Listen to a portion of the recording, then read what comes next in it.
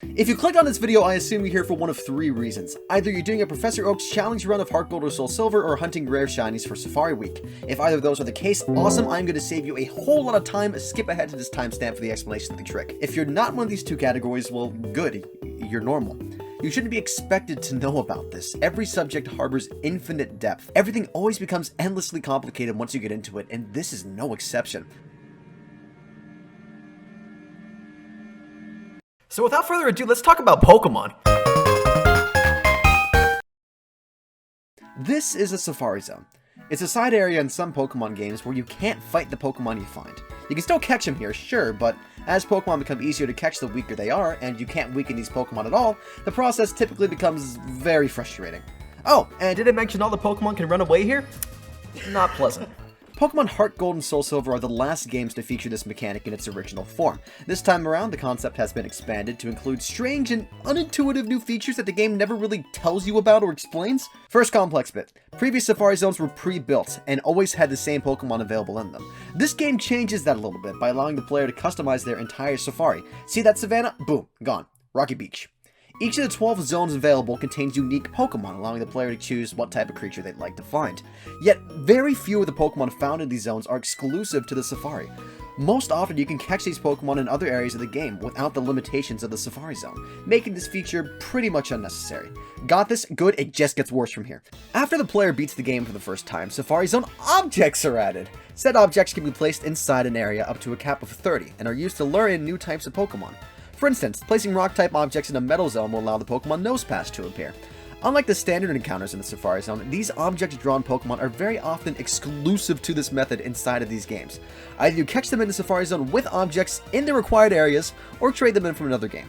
This is a pain if, like me, you want to catch every Pokemon, as this process is anything but intuitive. Remember, the game doesn't tell you what objects are required for different Pokemon to appear, which zones you'll need to place the objects in, or even what Pokemon can be found this way. You'll have to look online for that data on decade-old websites that still host this information. That is weird, but it doesn't explain why people have been waiting months to catch some Pokemon. That is due to the Safari Zone objects level up system, because surely this isn't complicated enough yet. When an object is first placed inside the Safari Zone, it gives 1 point towards making new Pokemon appear. The type of point given is determined by the type of object. Water fountains will summon more water-type Pokemon, and rocks will summon, well, rocks.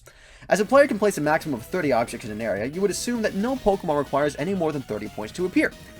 You would be wrong. Objects become more powerful the longer they've been placed. If you leave one in a single location for a while, it will level up from its original value of 1 point all the way up to 7. How long does this process take? 250 days. Not in-game days, real-world days, tracked by the system's internal clock, seemingly unskippable.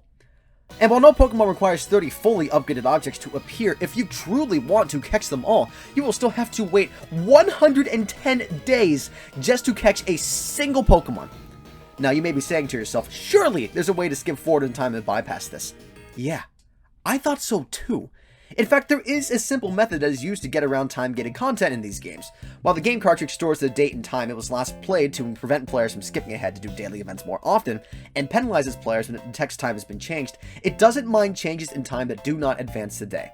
As far as the game is concerned, skipping the clock ahead to catch Pokemon at night is perfectly fine, but skipping ahead a week to harvest your berries will result in the game killing your babies. Berries. Sorry, I don't like this system. So what do? Simple. Advance the clock to 11:59 without changing the day. Load your game before midnight strikes and watch as the counter rolls over to the illustrious hour of midnight. The game sees this and advances the day without any issue.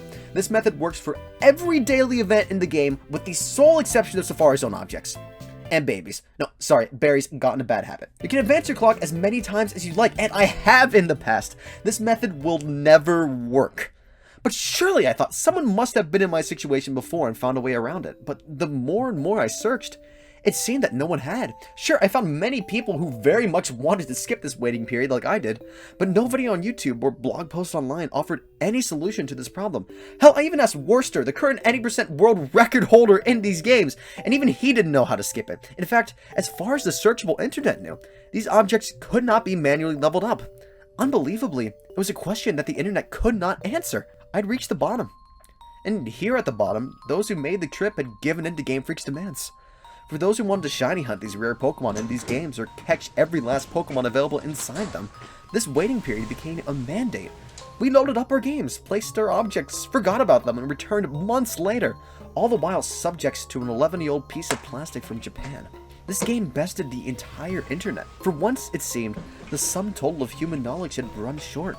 In spite of everything, here was a specialization too obscure for the modern world. Except it wasn't. There was a solution, one well known by a small group of players I had no idea existed. This is Crrool. He speedruns Pokédex completion, among other things, which is insane. That takes 5 people 60 hours to do on a good day. I know that, I watched him do it. This fascinated me, so I reached out to discuss routing for a potential Gen 4 Pokédex completion run, and how it could factor in object level up waiting times. I quickly discovered he knew a workaround. In fact, the whole community he was part of had known it for years. All it took was waiting an extra minute before saving and changing the clock again. It was simple, but somehow no one had thought to try it, or at least no one I could find. I looked everywhere to find a solution to this problem. I watched YouTube videos from 2011 and visited blogs with posts from days after the games came out and found nothing, and yet here was the information I needed, well known by those most directly affected.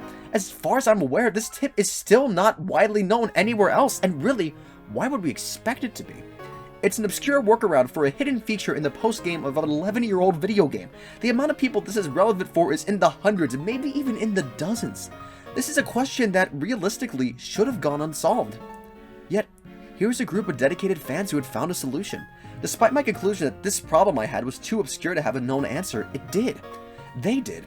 And I'm still in awe at just how specialized the world has become. A century ago, I wouldn't have had access to relevant books or contacts who knew about oddities like this. No one had the time or the means to care, and even if they did, how would I have found them? But today, I can dive deep into the sea of all knowledge, to places I believe no one had yet been, and come to a dead end only to find that someone had been there before me, and left a note on how to move forward. Because no matter how obscure your interests are, there will always be people who care just as much about something as you do. The incredible thing is, you can find them, and they can find you. But enough waffling, let's talk about how to do the trick. Firstly, you're going to need to place down your objects before you start this process. They will not upgrade unless they are present in the Safari Zone. You can check what objects you'll need at the Cerebi link down below. To start off, you're going to want to set your system clock to 11:59, just as you would to advance the day normally. Quickly exit system settings and boot into Heartgold or Soulsilver. Select your save file and load it in, being sure to enter the game before midnight. You can check this by opening your Pokegear. Now, all you have to do is wait for the clock to advance not to 12 o'clock, but to 12:01. For whatever reason, you must wait that extra minute for Safari Zone objects to upgrade. Once this has been done, save your game and repeat the process as many times as necessary. Again, you can find how many days you'll need to advance at the Cerebi link below. I've tested this on the DSi, 3DS, and new 3DS and found no problems. As far as I'm aware, this should work on all models of DS. Keep in mind that Safari Zone Warden will not call you right away to confirm that your objects have upgraded. You'll have to check that manually by running around in the Safari Zone. Thank you again so much to Crrool for telling me about this method. Please check out his Twitch and YouTube below. The man is an absolute beast and makes some amazing Pokemon content that I'm sure you'd enjoy. Personally, I recommend checking out his Twitch VODs where he and a few others complete the entire Pokédex in a speedrun setting, which is truly a sight to behold. 5 people playing at the same time continuously for that amount is just...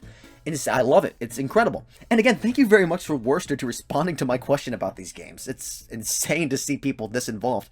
Really, thank you to everyone on the Pokemon Speedrun Discord for helping me find answers to this and a ton of other really obscure questions about these games.